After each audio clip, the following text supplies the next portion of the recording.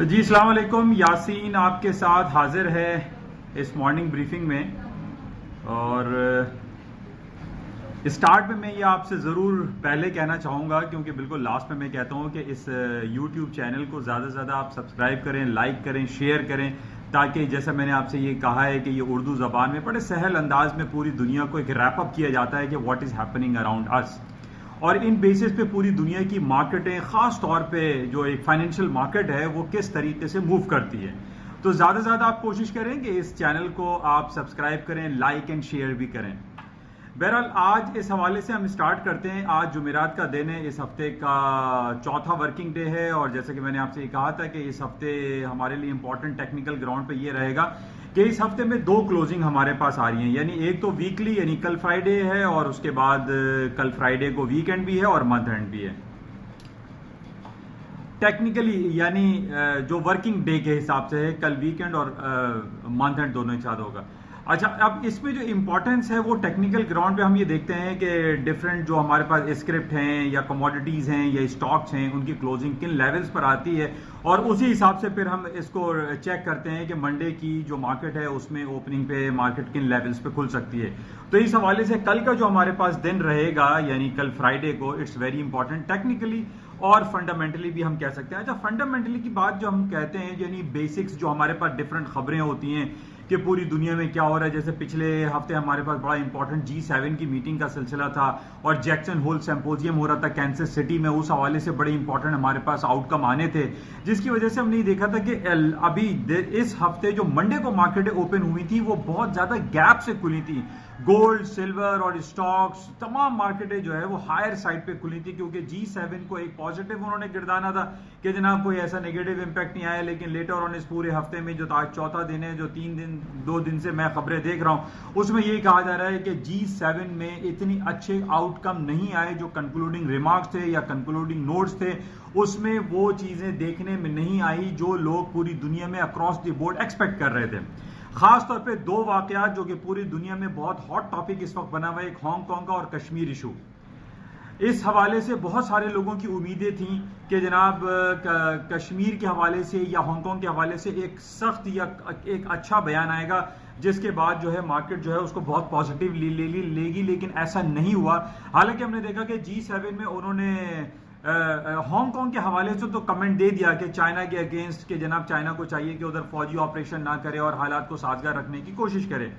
लेकिन हम एक तरफ बड़े अफसोस के साथ ये कह सकते हैं कि G7 जो कि पूरी दुनिया के 7 बड़ी पावर्स हैं, उनको कश्मीर इशू दिखाई नहीं दिया और कश्मीर पे उन्होंने कोई कमेंट नहीं दिया। हालांकि नरेंद्र मोदी साहब जो है पैरेलल वहां बैठे हुए थे मीटिंग में।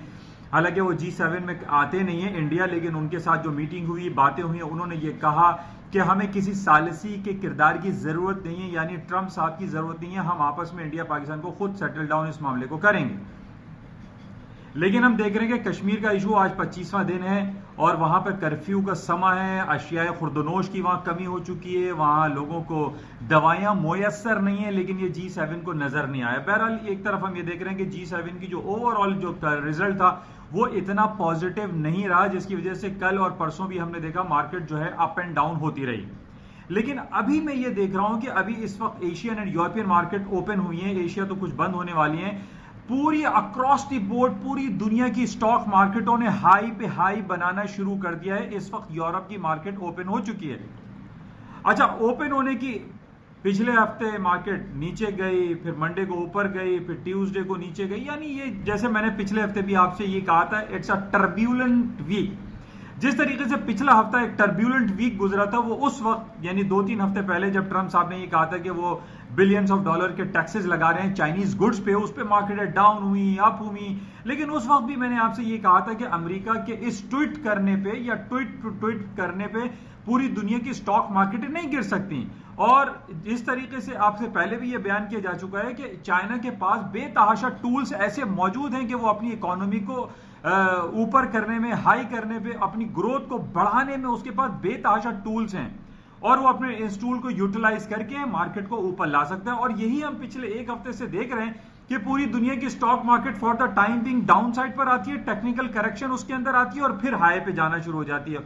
और आज भी हम ये देख रहे हैं कि मार्केटें हायर साइड पे जा रही हैं। हालांकि बहुत दिनों से ये खबर चल रही है कि जनाब वो 30 साल के और 10 साल के बॉन्ड्स में और जनाब 2 साल के और 4 महीने के जो ट्रेजरी बॉन्ड्स हैं या ट्रेजरी बिल्स हैं उनकी बॉन्ड यील्ड इन्वर्जन क्रिएट हो रही है, यानी इन्वर्टेड बॉन्ड यील्ड क्रिएट हो रही है, जिसको मैं आपको थोड़ा सा इख्तिसार में आपको बयान कर दूं कि मेरे पास अगर 10 साल के ट्रेजरी बॉन्ड है तो मुझे उस पे इन्वेस्टमेंट पे रिटर्न कम मिल रहा है, और 2 साल के इन्वेस्टमेंट बॉन्ड जो ट्रेजरी बॉन्ड है उस पे मुझे इन्वेस्टमेंट पे रिटर्न ज्यादा मिल रहा है, जो कि इन्वर्जन कहलाती है। यानी ये है कि अगर मैं 10 साल की इन्वेस्टमेंट करता हूं तो भाई मुझे ज्यादा पैसे मिलने चाहिए, ज्यादा इन्वेस्टमेंट रिटर्न मिलना चाहिए। तो इस अमल को एक इन्वर्जन कहा जाता है, जिसको कहते हैं इन्वर्ट ट्रेजरी बॉन्ड की जो बॉन्ड यील्ड है वो इन्वर्ट हो रही है, रिवर्स हो रही है, डाउन साइड पर हो रही है, जिसकी वजह से दुनिया में एक रिसेशन फियर आ सकता है। लेकिन मैंने आपसे इससे पहले भी ये कहा था कि सिर्फ इन बॉन्ड यील्ड को ले लीजिए या ट्रम्प साहब की ट्वीट ले लीजिए, इस पे मार्केटें नहीं गिरने वाली। हमें ग्राउंड रियलिटीज को चेक करना है कि क्या आया पूरी दुनिया की जो टेक्निकल जो एक इकोनॉमिक फिगर्स होते हैं, जो उनके स्टैटिस्टिक ब्यूरो से जो रिपोर्ट्स शाया होती हैं, क्या वो खराब आ रही हैं? क्या उनके इंडस्ट्रियल प्रोडक्शन में कमी वाकई हो रही है? क्या उनका जीडीपी ग्रोथ खराब हो रहा है? लेकिन ऐसी कहीं खबर हमें नहीं मिल रही, और आज यही हम देख रहे हैं कि पूरी दुनिया की स्टॉक मार्केट है बशमूल अमेरिका के इंडिसेस जो कि अभी फ्यूचर्स ट्रेड हो रहे हैं, वो सब के सब पॉजिटिव है, प्लस में मार्केट हायर साइड पे जा रही है। अब आप खबर तलाश करेंगे कि जनाब क्या खबर आ गई, ऐसा क्या हो गया कि पूरा सुबह ही सुबह पूरी एशिया और यूरोप की मार्केटें और अमेरिका की स्टॉक इंडिसेस जो है वो हाई पे हाई बनाती चली जा रही हैं। अब खबर क्या है? एक 2-3 खबर ही इंपॉर्टेंट चल रही हैं। एक तो अमेरिका और चाइना के दरमियान जो सख्त तल्ख तिजारती सिलसिले चल रहे हैं। अब ये खबर आ रही है कि जनाब वो ट्रम्प साहब ने कल ये बयान दे दिया कि नहीं, वो चाइना के साथ हमारे डायलॉग्स दोबारा शुरू होंगे और उसमें पॉजिटिविटी दिखाई दे रही है, जिसकी वजह से इसका रिजल्ट, इसका इफेक्ट, इसका इंपैक्ट आज मार्केट पे आ रहा है। कल भी यही हुआ था कि लेट नाइट मार्केटों ने हाई बनाना शुरू कर दिया, और इस वक्त भी हम देख रहे हैं कि तकरीबन मार्केट 0.7% तक प्लस खड़ी हुई है। S&P, डाउ जोन्स, नेस्डैक, जो इंग्लैंड का FTSE 100 है वो है, जर्मन डैक्स है, CAC इंडेक्स है, सब के सब प्लस है, पॉजिटिव है, ग्रीन टेरिटरी में। क्यों? अमेरिका और चाइना के दरमियान जो तिजारती सिलसिले हैं उसके अंदर सॉफ्टनेस आई है। अमेरिका ये कहता है कि जनाब चाइना जो है वो दोबारा राजी हो गया है मीटिंग करने पर। यहां पर मैं आपको एक बात बताऊं, चाइना राजी नहीं हुआ है। अब मैंने आपसे कुछ दिन पहले कहा था ना कि हम वेट चेक करते हैं, वेटेज, कि इस वक्त पूरी दुनिया का वेट किसका ज्यादा है, चाइना का ज्यादा है या अमेरिका का ज्यादा है? तो जो डिक्लेयर्ड, हम कहते हैं कि डिक्लेयर्ड सुपर पावर है, वो तो ठीक है, अमेरिका है, लेकिन अनडिक्लेयर्ड जो सुपर पावर है इस वक्त वो चाइना है। ये दुनिया मान चुकी है कि इस वक्त पूरी दुनिया की अनडिक्लेयर्ड सुपर पावर चाइना है। अब मैंने आपसे पहले भी ये कहा था कि, और मैं कहता रहता हूं आपको हर स्पीच में, बार बार ये बात इसलिए दोहरा देता हूं क्योंकि देखें, बार बार अगर मैं एक ही बात को आपको दोहराता रहूंगा तो आपको आपके जहन में ये चीजें आ जाएंगी, क्योंकि आदमी के दिमाग से बाज वक्त चीजें निकल जाती हैं कि यार क्या है। लेकिन मैं ये आपको हकीकत बयान कर रहा हूं कि इस वक्त सुपर पावर चाइना ही है। अब अमेरिका की तरफ से कल ये बयान आया ट्रम्प साहब की तरफ से कि नहीं जनाब, वो चाइना दोबारा से मीटिंग के लिए तैयार है और हम आपस में मीटिंग और डायलॉग्स कर रहे हैं। देखिए, चाइना ने नहीं कहा, ये अमेरिका के सदर डोनाल्ड ट्रंप ने कहा। इन दो बातों में फर्क है। फर्क यह है कि चाइना नहीं कह रहा है कि हम मीटिंग करने के लिए औतावले हुए हैं, कहा नहीं भाई आओ मीटिंग करो, हमारे साथ जो बिलियंस ऑफ डॉलर के टैक्सेस हैं उसको खत्म कराओ। चाइना को कोई टेंशन नहीं है, चाइना को कोई मसला नहीं है। चाइना इस वक्त उसका जो ट्रेड बैलेंस है, उसका जो बजट बैलेंस है, बजट सरप्लस है ट्रिलियंस ऑफ डॉलर्स में। चाइना को पैसों की कोई टेंशन नहीं है, कोई मसला नहीं है, वो सरप्लस में चल रहा है। मसला है अमेरिका को, जो हर दिन एक छोटी छोटी बातों पे, कभी शराब पे टैक्स लगा रहा है, कभी जनाब वो ऑटोमोबाइल सेक्टर पे टैक्स लगा रहा है, कभी चाइना के ऊपर टैक्स लगा रहा है। तो भाई टैक्स कौन लगाता है? जिसको टेंशन होती है, जो अपना हथियार दिखा के बंदूक से मोबाइल छीन लेता है। यानी यही अमेरिका कर रहा है इस वक्त हरकतें कि उसके पास पैसे नहीं है और वो गन दिखा दिखा के जो है वो टैक्सेस लगाने की कोशिश में लगा हुआ है। चाइना तो नहीं कर रहा है, चाइना तो इन रिटेलिएशन कर रहा है कि भाई चाइना इसलिए कर रहा है 75 बिलियन ऑफ इंपोर्ट्स पे उसने टैक्सेस लगाए 5 से 25% अमेरिकन गुड्स पे, फार्म प्रोडक्ट पे। आटा, दाल, चावल, चीनी, सोयाबीन, वीट, कॉर्न, सब अमेरिका किसको बेच रहा है? चाइना को बेच रहा है। अमेरिका इन फार्म प्रोडक्ट्स में खुद कफालत रखता है। उसके पास सोयाबीन की और कॉर्न, कॉटन इतनी ज्यादा मिकदार में पैदा होती हैं कि अगर वो चाइना ना खरीदे तो वो उसको जला दे, जाया कर दे, उसको बेकार कचरे में जाएगा। एक तरीके से चाइना उससे ये फार्म प्रोडक्ट खरीदते अमेरिका के ऊपर एहसान कर रहा है। तो मैं आपको सिर्फ यही कह रहा हूं कि चाइना इस वक्त बहुत ऊपर जा चुका है। चाइना की जो सरप्लस है वो ट्रिलियंस ऑफ डॉलर्स में है। तो टेंशन अमेरिका को है, चाइना को नहीं है। यहां पर आप इस पॉइंट को नोट करें कि ये चाइना ने नहीं कहा, बल्कि अमेरिका कह रहा है कि नहीं जनाब, वो जो है मीटिंग शुरू कर देंगे और उनके साथ जो डायलॉग्स बाजियां शुरू हो जाएंगी, उनकी डेलीगेशन आके बैठेंगी। इस पॉइंट को मलूज़ खातिर रखें कि मीटिंग कॉल चाइना नहीं दे रहा, मीटिंग कॉल अमेरिका दे रहा है। अमेरिका को टेंशन है कि बिलियंस ऑफ डॉलर के टैक्सेस कैसे लगाएं। अब उसके पास एक मौलिक हथियार है अमेरिका के पास, वही जैसे एक आम आदमी के पास मोटरसाइकिल पास गन होती है ना, वो गन दिखा के मोबाइल छीन लेता है। अब यही सिलसिला अमेरिका कर रहा है कि जनाब नहीं, मैं मार दूंगा, मैं वो करके आप मुझे मैं आपके ऊपर टैक्स लगा रहा हूं। तो बहरहाल अमेरिका परेशान है, चाइना परेशान नहीं है। तो आज ये जो मार्केट सारा दिन अभी हम देख रहे हैं ऊपर जा रही है, उसकी वजह यही है कि इन दोनों ममालिक चाइना और अमेरिका के दरमियान दोबारा से ट्रेड डायलॉग्स, ट्रेड की बातें शुरू हो रही हैं। तो ये इस वजह से स्टॉक मार्केट आज ऊपर जा रही हैं। अच्छा, जहां तक इन्वर्टेड बॉन्ड यील्ड की बात है, इट डजंट सीम्स गुड।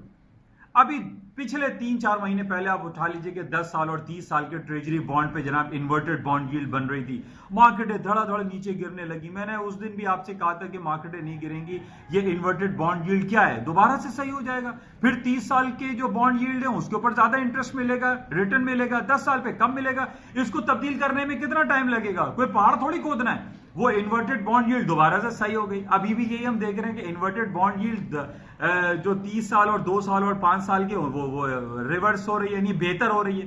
तो स्टॉक मार्केट ऊपर आ जाएंगी। फिर जो ग्राउंड रियलिटीज की मैं आपसे बात कर रहा हूं कि जनाब ये कि अमेरिका की जो इकोनॉमिक इंडिकेटर्स हैं वो बहरहाल बेहतर हैं। अब वो उन्होंने उसको कैसे बेहतर रखा हुआ है ये अलहदा सवाल है, लेकिन जो नजर आता है, जो दिखता है, वही बिकता वाली कहानी है। तो अभी तक बहरहाल अमेरिका के जो इकोनॉमिक इंडिकेटर्स हैं वो पॉजिटिव है। अच्छा, और थोड़ी सी बातें कर लेते हैं हम मिस्टर किंग कॉन्ग। मैं काफी दिनों से आपसे ये कह रहा हूं कि एक मिस्टर किंग कॉन्ग है बोरिस जॉनसन। वो अभी आए पिछले महीने और उन्होंने कहा कि मैं ब्रेक्जिट करवा दूंगा, मैं यूरोपियन यूनियन से जो है वो बरतानिया को निकलवा दूंगा, और जनाब जो 46 ईयर्स ऑफ मैरिज है उसमें तो उनको तलाक दिलवा दूंगा, हमें नहीं चाहिए यूरोपियन यूनियन के साथ हिला। तो भाई मैं आपसे कब से ये कह रहा हूं कि यूरोपियन यूनियन के साथ ये किंग कॉन्ग तो बने हुए। कल स्टर्लिंग की मार्केट 100 पॉइंट डाउन हो गई और खबर ये लगी कि जनाब उन्होंने एक दरखास्त दी है कि यूके पार्लियामेंट को सस्पेंड किया जाए। मार्केट 70, 80, 100 पॉइंट गिर गई स्टर्लिंग की। अच्छा, दो बातें बहुत गौर से जहन में रखिए, क्योंकि दो वर्ड होते हैं, एक होता है सस्पेंशन, एक होता है डिसॉल्व कर देना। यूके पार्लियामेंट डिसॉल्व नहीं हुई है, यूके पार्लियामेंट सस्पेंड हुई है 14 अक्टूबर तक के लिए। तो सस्पेंशन क्या है? सस्पेंशन का ऑर्डर नहीं, वो वापस ले लिया जाएगा, फिर दोबारा से असेंबलियां शुरू हो जाएंगी। अब इन्होंने सस्पेंशन इसलिए किया है कि जनाब इसको 15-20 दिन के लिए सस्पेंड करो, क्यों फिर दोबारा हाउस ऑफ लॉर्ड्स के सारे मेंबरान आके 31 अक्टूबर को जो इनकी खात्मे का दिन है कि जनाब यूरोपियन यूनियन से डील और नो डील किसी भी तरीका, बाय हुक और बाय क्रुक, ये अलहदा हो जाएंगे। तो ये अलहदा हो जाएंगे। अब इन्होंने कल मलका एलिजाबेथ, क्वीन एलिजाबेथ को इन्होंने लेटर लिखा और कहा कि आप इसको सस्पेंड करें, ये इजलास को सस्पेंड करें, यूके पार्लियामेंट को सस्पेंड करें, डिसॉल्व नहीं करें। देखिए, दो बड़ी इंपॉर्टेंट चीजें, डिसॉल्व नहीं किया गया है, सस्पेंड किया गया है 15-20 दिन के लिए। अभी तक डोल्ड्रम में है, ब्रेक्जिट होगा नहीं होगा, इंग्लैंड जो है बरतानिया यूरोपियन यूनियन से अलहदा होगा नहीं होगा, इसी कश्मकश में सब लगे हुए। कल सस्पेंशन ऑर्डर के बाद पूरा बरतानिया की जो अपोजिशन पार्टी है वो अगेंस्ट हो गई बोरिस जॉनसन के। व्हाट यू आर डूइंग, आप क्या कर रहे हैं कि मतलब सस्पेंशन ऑर्डर आपने दे दिया और ताकि हम जो है वो पार्लियामेंट में बैठ न सके, पार्लियामेंट में बैठ के हम इजलास न कर सके, ताकि हम ये डील और नो डील के दरमियान हम कुछ फैसले कर सके, हम कुछ और भी फैसले कर सके कि 31 अक्टूबर की जो डेट है उसको एक्सटेंड की जाए। उन तमाम चीजों के ऊपर पानी फेरते हुए बोरिस जॉनसन साहब ने यूके पार्लियामेंट को सस्पेंशन करा दिया। क्वीन एलिजाबेथ ने उसको ऑर्डर पास कर दिया, हां भाई सस्पेंड कर दो। देखिए अभी तक फिल्म खत्म नहीं हुई है, अभी पिक्चर बाकी है। 31 अक्टूबर लास्ट डेट है, उससे पहले ये सस्पेंशन खत्म भी हो सकता है। बहुत ज्यादा कियोस क्रिएट हो सकता है स्टर्लिंग यानी बर्तानिया में। मैंने पहले भी आपसे कहा था कि ये जो 23 जून 2016 के रेफरेंडम हुए थे उसमें बहुत क्लोज मार्जिन से ये जीते थे कि हाँ भाई हम जो है वो बर्तानिया अलहदा होना चाहता है यूरोपियन यूनियन से और 46 ईयर्स ऑफ मैरिज को खत्म करना चाहता है। ये कोई कॉन्स्पिरेसी पीछे चल रही है, कोई ना कोई साजिश है जिसके पीछे वो ये चाह रहे हैं कि बर्तानिया यूरोपियन यूनियन से अलहदा हो जाए, जो कि 28 ममालिक का एक यूनियन है। अब मैं एक सवाल ये कर रहा हूं कि जनाब कल पार्लियामेंट सस्पेंड कर दी गई, बोरिस जॉनसन साहब पिछले दिनों आए, इससे पहले 2 बार असेंबली में इजलास हुआ पार्लियामेंट में। थेरेसा में उनकी असेंबली की प्राइम मिनिस्टर थी, वो 2 बार हार चुकी हैं। उसी हार के बेस पे उनको रिजाइन करना पड़ा कि भाई मैं नहीं चला सकती और आप ब्रेग्जिट देख लें। बोरिस जॉनसन साहब फिर वो वहां के प्राइम मिनिस्टर बन गए। अभी भी 80% लोग बर्तानिया के नहीं चाहते कि वो यूरोपियन यूनियन से अलहदगी इख्तियार करें, या आप नोट कर लें। और अभी भी 31 अक्टूबर में 9 हफ्ते बाकी हैं, 8 से 9 हफ्ते बाकी हैं। बहुत कुछ हो सकता है, एनर्की हो सकती है, केओस क्रिएट हो सकता है, बर्तानिया में बहुत टेंशन हो सकती है। लोग नहीं चाहते कि वो यूरोपियन यूनियन से अलहदगी इख्तियार करें। मैंने इससे पहले भी आपको कहा था कि अगर यूरोपियन यूनियन से बर्तानिया अलहदा हो गया, उनकी बैंकिंग फाइनेंशियल सिस्टम कोलैप्स कर सकता है, उनके दुनिया के बहुत से ममालिक के साथ रिश्ते खराब हो सकते हैं, वो अलहदगी तनाई का शिकार हो सकते हैं। बर्तानिया के लिए ये बहुत ज्यादा नेगेटिव है। सिर्फ 52% से वो ये जीते थे रेफरेंडम के, जनाब ये बर्तानिया जो है यूरोपियन यूनियन से अलहदा होना चाहिए। लेकिन उसके बावजूद कितने बार हमारे इलेक्शन और रेफरेंडम और पार्लियामेंट के इजलास हो चुके हैं, वो नहीं चाहते कि वो 46 ईयर्स ऑफ मैरिज इनकी खत्म हो। वो नहीं चाहते कि बर्तानिया से वो बर्तानिया जो यूरोपियन यूनियन के 28 ममालिक के साथ अलहदा हो, तलाक हो जाए, उसको नहीं चाहते। वो सब चाहते हैं कि यूनाइटेड वी स्टैंड। अब मेरा सवाल यह है कि कल जब वहां पे असेंबली या यूके पार्लियामेंट को सस्पेंड किया गया, तो अमेरिका के सदर डोनाल्ड ट्रंप ने क्या जरूरत थी उनको ये कहा कि he is a great man, उनको अजीम तरीन बंदा करार दे दिया बोरिस जॉनसन को। नहीं, Boris Johnson is a great man. आपको ग्रेट मैन बर्तानिया का तो नजर आ गया, आपको कश्मीर में मरते हुए जालिम जुल्म नजर नहीं आ रहा आपके ये ट्रंप साहब को। यानी बोरिस जॉनसन साहब ने असेंबली सस्पेंड कर दी, बर्तानिया की पार्लियामेंट सस्पेंड कराई, तो आपने उनको ग्रेट मैन कह दिया। यहां पर इमरान खान साहब कोशिश में लगे हुए, कश्मीर इशू 70 साल से पेंडिंग का शिकार है, वहां कोई ग्रेट मैन आपको दिखाई नहीं दिया। मेरा बहुत बड़ा सवाल है, वहां पे एक इंसानियत सोच इकदाम हो रहे हैं, लोग मार रहे हैं, कत्ले आम चल रहा है, लोग मर रहे हैं, दवाइयां नहीं है, खाने पीने की चीज नहीं है कश्मीर में, वो दुनिया के प्लेटफॉर्म पे किसी को नजर नहीं आ रहा। बर्तानिया के वजीर आजम बोरिस जॉनसन दिखाई दे दिए कि जनाब he is a great man. बहरहाल अभी बहुत वक्त बाकी है, 31 अक्टूबर इनकी डेडलाइन है, उससे पहले बर्तानिया का बहुत ज्यादा गेम ऑन ऑफ होना है। लेकिन अभी भी मेरी जहां तक स्टडी है, जहां तक मैं समझता हूं, जब तक मलका एलिजाबेथ हैं, वो आई डोंट फील कि ये बर्तानिया यूरोपियन यूनियन से अलहदा होगा। क्योंकि इसकी तारीख में पिछले 2-3 साल पहले स्कॉटलैंड का एक मसला हुआ था कि स्कॉटलैंड वाले खड़े हो गए थे कि हम बर्तानिया से निकलना चाहते हैं। अब मैंने आपसे बताया था बर्तानिया 4 मुल्कों का एक डायनेस्टी है, जिसमें इंग्लैंड, नॉर्दर्न आयरलैंड, वेल्स और स्कॉटलैंड शामिल हैं। स्कॉटलैंड वालों ने कहा था कि हम बर्तानिया से अलहदा होना चाहते हैं, लेकिन क्वीन एलिजाबेथ, क्वीन मलका की बड़ी रिस्पेक्ट है पूरी दुनिया में, और वहां पर भी उन्होंने कहा कि नहीं, ये नहीं होना चाहिए, तो वो बर्तानिया में अभी तक बरकरार है। जो आपका स्कॉटलैंड है वो बर्तानिया का हिस्सा है। अच्छा, ये जरा स्पीच लंबी हो रही है, सॉरी फॉर दैट। अच्छा, इसके साथ ही हम एक साहब ने मुझसे सवाल किया था कि जनाब दोहा में, कतर में, वहां पे तालिबान और अमेरिका के मज़ाकरात हो रहे हैं, तो उस पर गोल्ड मार्केट के पे क्या इफेक्ट पड़ेगा। मैं सिंपली आप लोगों को बारहा ये कह चुका कि देखिए, सिर्फ आप दोहा और कतर और तालिबान को ना देखें, आप पूरे कश्मीर को देखें, आप हांगकांग को देखें, आप अरब कंट्री में रोजाना 10-15 लोग कत्लेआम हो रहे हैं, कभी सीरिया में, कभी यमन में, कभी फलस्तीन में, कभी लेबनान में हिजबुल्लाह की तरफ से हो रहा है, इसराइल की तरफ से हो रहा है। ये टेंस हालात चल रहे हैं।